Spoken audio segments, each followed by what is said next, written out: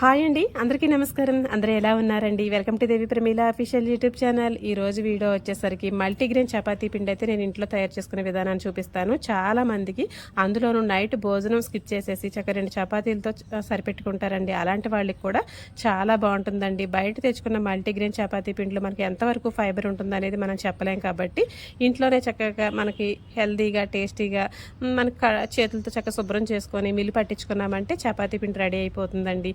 వాటి కొలతలు ఏంటనేది వివరంగా చెప్తానండి. ఇప్పుడు అయితే మనకి ఒక 2 కేజీలు గోధుమలు అయితే తీసుకోవాలండి.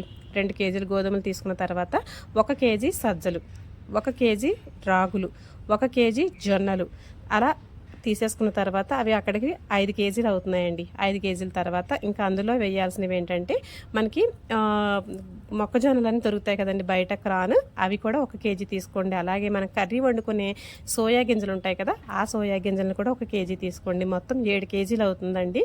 ఒక గోధుమలు మాత్రమే 2 కేజీలు అవుతాయి అన్నమాట. అయితే ఇవన్నీ కలిపి చక్కగా వీటిని మనం ప్యాకింగ్లా తీసుకుంటే కనుక సన్నగా వచ్చే మన ఇసుక అనేది కూడా లేకుండా ఉంటుందండి. వీటికి మాత్రం మనం ఏంటంటే బయట విడిగా కొంటే కనుక కొంచెం ఇసుక అనేది ఉంటుంది కాబట్టి బాగు చేసుకోవాలి. అదే ప్యాకింగ్ లెక్క అయితే కనుక నీట్గా ఉంటాయండి. కళ్ళు మూసుకొని తెచ్చుకొని వాటిని చక్కగా ఎండలో 2 రోజుల పాటు ఎండబెట్టిన తర్వాత వాటిని మిల్లి పట్టించుకుంటే ఇదిగోండి చక్కగా పౌడర్ అయితే ఇలా వచ్చింది కదా. వీటన్నింటికి ఎంత అవుతుంది మనకి అమౌంట్ అనేది మనం పక్కన పెడితే కనుక మనకి చపాతీ పిండి కొనుక్కున్నా కూడాను 350 రూపాయలు అలా ఉంటుందండి మల్టీగ్రెయిన్ది. ఏదైనా ఆఫర్లు తీసి ఏమైనా 280కి 290కి అలా వస్తుంది. నేను తీసుకొస్తూ ఉంటానండి బయట నుంచి. కానీ ఎంత ఫైబర్ ఉంటుందో ఏంటనేది మనకు తెలియదు. ఇదైతే కనుక చక్కగా మన చేతులతో ఇంక ఇందులో జల్లిచ్చే పని కూడా లేదండి. మీకు ఏమైనా అనిపిస్తే కనుక మిల్లు ఆడిస్తున్నాం కదా, ఏమైనా రద్దు ఉంటుందేమో అని చెప్పి ఏమైనా జల్లించుకుంటే జల్లించుకోవచ్చు. కానీ ఈ చపాతీ పిండిని ఇలాగ మనకు అయిపోయినప్పుడల్లా కూడా చక్కగా ఒక 5-6 కేజీలకి మనం ఇలా ఎలా లేదన్నా ఒక 7 కేజీలు అవుతుందండి. 7 కేజీల పిండిని మనం పట్టించుకున్నామంటే నైటు పగలు కూడా చక్కగా చపాతీలు కొంతమంది ఇష్టంగా తింటారండి కర్రీస్తో పాటు. వాళ్ళకైతే కనుక చక్కగా ఫైబర్ వెళ్తుంది. ఇందులో ఎటువంటి మైదా కానీ వేరే ఎటువంటి కూడా కలవు కాబట్టి మనకి హెల్తీగా చక్కగా డైజెషన్ అయిపోయి మనకి మోషన్ ఫ్రీగా అవ్వడం కానీ అన్నిటికీ కూడా ఆకలి పుట్టడం కానీ చాలా బాగుంటుందండి. అయితే నేనైతే ఇప్పుడు పూరీ చేసి చూపిస్తానండి. ఇందులో కూడా నేను ఆయిల్ కానీ ఎటువంటి కనీసం ఒక షుగర్ కలర్ రావడం కోసం అని చెప్పి షుగర్ అది వేస్తారు కొంచెం పూరీలోను.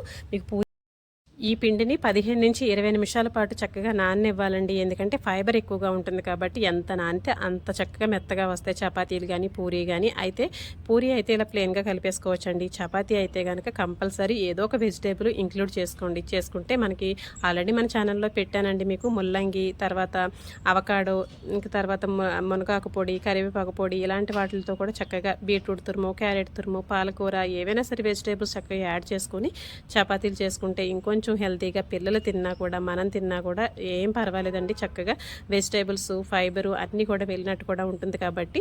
అయితే పూరీలు అయితే ఇలా చిన్నగా చేసేసుకున్నాను కదా. ఇవైతే అస్సలు ఆయిల్ అనేది పీల్చలేదండి. నేను బయట తెచ్చుకున్న చపాతీ పిండి అయితే కనుక ఎంతో కొంత ఆయిల్ అయితే పీల్చేదండి. అయ్య బాబు ఆయిల్ ఫుడ్ అనేవారు, కానీ ఇదైతే అస్సలు ఆయిల్ కూడా పీల్చలేదండి. నాకైతే చాలా బాగా నచ్చింది. అందుకనే ఈ మధ్యన చాలామంది ఏంటంటే షుగర్లు బీపీలు వచ్చిన తర్వాత చపాతీలు లేదంటే జొన్న రొట్టెలు వీటి మీద ఎక్కువ ఆధారపడుతున్నారు కదండి. కాబట్టి ఇంట్లోనే ఇలా మన చేతులతో చక్కగా అన్ని దినుసులు తెచ్చుకొని చక్కగా ఆడించుకున్నామంటే హెల్దీ బ్రేక్ఫాస్ట్ అండి. చక్కగా డిన్నర్ కానీ చక్కగా తయారు చేసేసుకోవచ్చు కదా.